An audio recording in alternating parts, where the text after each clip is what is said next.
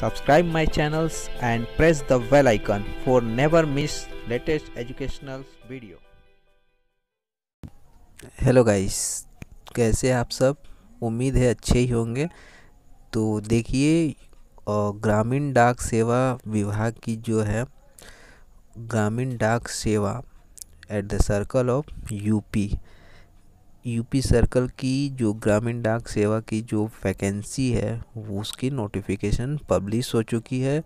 उसके बारे में आज हम पूरी डिस्कस करेंगे। उसके एलिजिबिलिटी को, क्वालिफ़िकेशन, फीस पेमेंट, कैसे अप्लाई करना है, क्या क्या डॉक्यूमेंट्स अपलोड करना है। तो देखिए, उससे पहले मैं बता देता हूँ कि मैक्सिमम जो है सारे स्टेट की वैकेंसी जो ग्रामीण डाक सेवा की वो लगभग आ गई है और सबका रिज़ल्ट भी आना है। कुछ के तो रिज़ल्ट भी आ गई है, लेकिन यूपी और केरला की नहीं आई हुई थी, तो उसको भी जो है ग्रामीण डाक सेवा की ऑफिशियल वेबसाइट पे इसके नोटिफिकेशंस पब्लिश हो चुकी है। देखिए, यूपी की जो वैकेंसी है वो है 5314 वैकेंसियाँ है। काफ़ी अच्छी वैकेंसी है, आपके लिए अच्छी अपॉर्चुनिटी है कि आप इसको अप्लाई करें और अपना जो है इस जॉब को पाने में अपना पूरा जो टारगेट लगा दे। उसके बाद देखिए, केरला का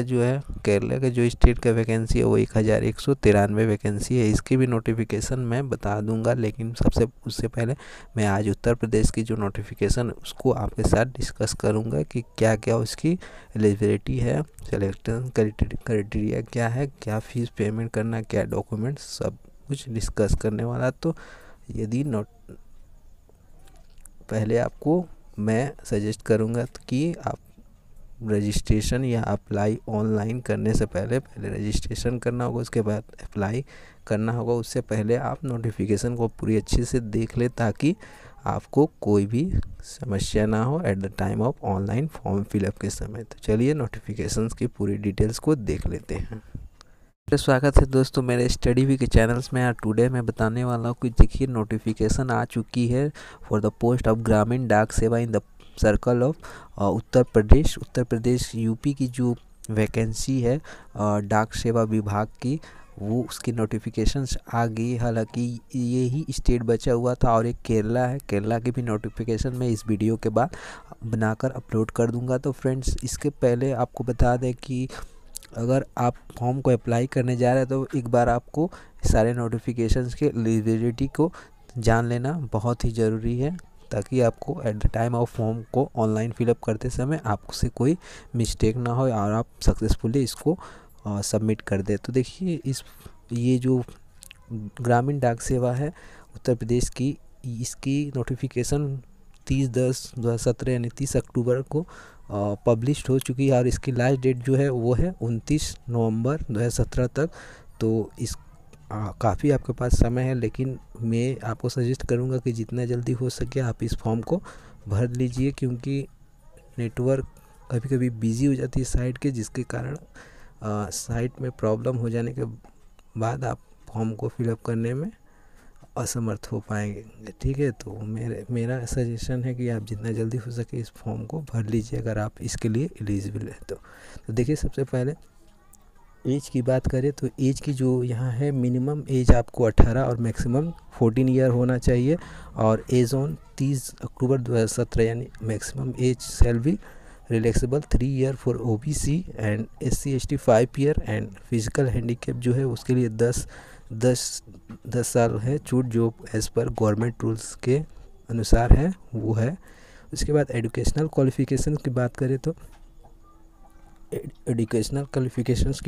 तो यहाँ पर एजुकेशनल क्वालिफ़िकेशन जो है आपको 10 स्टैंडर्ड होना चाहिए, 10 पास होना चाहिए। और आप HS या हायर सेकेंडरी या ग्रेजुएशन या पोस्ट ग्रेजुएट है तो नहीं डिपेंड करता है कि आपकी जो परसेंटेज या फिर आपकी जो डिग्री है यहाँ पर मेरिट लिस्ट में वो वैल्यूएबल होगी। यहाँ पर सिर्फ 10 के स्टैंडर्ड की जो परसेंटेज है उसी को काउंट किया जाएगा, जैसे कि यहाँ पर लिखा हुआ है। देखिए, no weightage will be given for processing any qualification higher than mandatory educational qualification the candidate pass 10th class examination in the first attempt will be treated as meritorious against the pass of कंपार्टमेंटली। तो यहाँ पर ये educational qualification जो 10 standard की है उसी को यहाँ पर उसके परसेंटेज के ही अनुसार यहाँ पर मांगा गया है। चलिए उसके बाद देख लेते हैं कंप्यूटर नॉलेज। कंप्यूटर नॉलेज में कैंडिडेट के पास computer knowledge within at least 16 days की सर्टिफिकेट होना चाहिए यहाँ पर, और सेंट्रल गवर्नमेंट या फिर स्टेट गवर्नमेंट की वो यूनिवर्सिटी या बोर्ड की होनी चाहिए।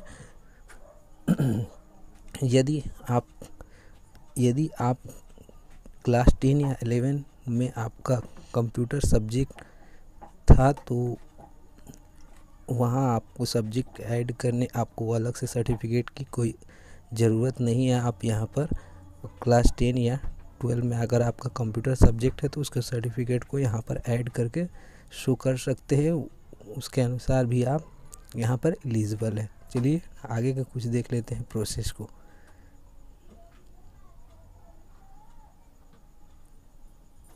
देखिए सिलेक्शन क्राइटेरिया जो है यहाँ पर, सिलेक्शन जो क्राइटेरिया है वो automatic generated merit list as per the rules based on the candidate online submit application. Selection will be made as per the automatic generated merit list as per the rules based on the candidate online submitted. No weightage will be given in higher educational qualification only mark 10 standard approved board aggregate to। मतलब सीधे सीधे बोला जा रहा है यहाँ पर कि यदि आप पोस्ट ग्रेजुएट है तो वो डिपेंड नहीं करता, आप 10 पास है तो वहाँ पर 10 पास के हिसाब से आपको यहाँ पर मेरिट लिस्ट में वही परसेंटेज को काउंट किया जाएगा। फ्रेंड्स उसके बाद देखिए, अगर candidate can option any choice of eligible post in circle or circle or preference priority will be made in circle wise as per the order of post applies for as a submitted application। मतलब candidate जो है अपने circle जो भी post of circle जो है वो उसको प्रेफरेंस को सिलेक्ट कर सकता है। फॉर एग्जांपल जैसे कि 5 पोस्ट उसने सिलेक्ट किया, जैसा post 1, post 2, post 3 and post 4 and post 5, तो जो है आपको यदि आप सेलेक्ट होते हैं तो पहला पोस्ट आपको पहले प्रेफरेंस किया जाएगा। ओके फ्रेंड, चलिए उसके बाद देख लेते हैं। देखिए अप्लाई कैसे करना है। अप्लाई करना है आपको www.indiapost.gov.in या फिर appost.in पे आप गूगल में सर्च करके आप डायरेक्ट अप्लाई कर सकते हैं, या अदरवाइज़ मैं डिस्क्रिप्शन में इसके लिंक प्रोवाइड कर दूंगा जहां पर आप वहां से भी डायरेक्ट इस पोस्ट के लिए अप्लाई, ये जो डाक सेवा विभाग के जो उत्तर प्रदेश के सर्कल की है इसको आप अप्लाई कर सकते हैं डायरेक्ट। तो देखिए नेम कैपिटल लेटर में होना चाहिए, ये जो भी सब मैंडेटरी है इसको आपको पहले रजिस्ट्रेशन करना होगा, उसके बाद आपको फॉर्म को अप्लाई करना होगा। ओके चलिए और कुछ ज़रूरी बातें देख लेते हैं जो है।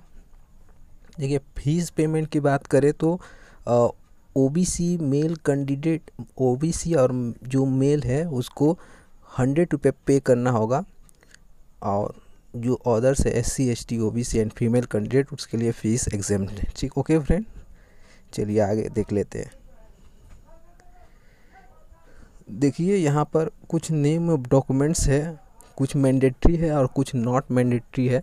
तो यहाँ पर जो SSC का मार्क्स है, सर्टिफिकेट जो मतलब आपको माध्यमिक का जो सर्टिफिकेट है उसको JPG फॉर्मेट में आप स्कैन करिए, और उसका स्कैन का साइज जो होना चाहिए 200 KB का होना चाहिए, ये मैंडेटरी है। ओके, उसके बाद मार्क्स कोई JPG फॉर्मेट में होना 200 KB का, not exiting A4 size. Okay, not mandatory, ये मैंडेटरी नहीं है। ओके, यहाँ पर देखिए ये भी मैंडेटरी नहीं है। कंप्यूटर सर्टिफिकेट मैंडेटरी नहीं है, उसको आप appointing authority at the time of appointment if got select, यदि आप सेलेक्ट होते हैं तो कंप्यूटर सर्टिफिकेट को वहाँ पर भी आप शो कर सकते हैं, लेकिन आपके पास यदि 60 डे का सर्टिफिकेट है तो आप उसे अपलोड कर दीजिए JPG फॉर्मेट में, 200 KB का होना चाहिए। ओके, चलिए आगे देख लेते हैं। उसके बाद देखिए कम्युनिटी सर्टिफिकेट जो है वो OBC SC एंड ST के लिए यहाँ पर मैंडेटरी है, उसका भी साइज जो है 200 KB का होना चाहिए। और यहाँ पर कम्युनिटी सर्टिफिकेट सिर्फ जो है अनरिजर्व कैटेगरी को नहीं कुछ करना है। ओके, उसके बाद देखिए फ़ोटो को जो साइज़ है JPG फॉर्मेट में होना चाहिए, 50 KB का होना चाहिए, वो मैंडेटरी है। उसके बाद सिग्नेचर 50 KB का, वो भी मैंडेटरी है। सर्टिफिकेट ऑफ डिसेबिलिटी यानी फिजिकली हैंडीकैप जो पर्सन लोग हैं उनके लिए भी मैंडेटरी है कि वो अपने कैंडिडेट जो है वो अप्लीकेबल, वो अपने फॉर्मेट जो है वो 200 KB का जो होता है सर्टिफिकेट ऑफ डिसेबिलिटी उसको भी आपको देना होगा।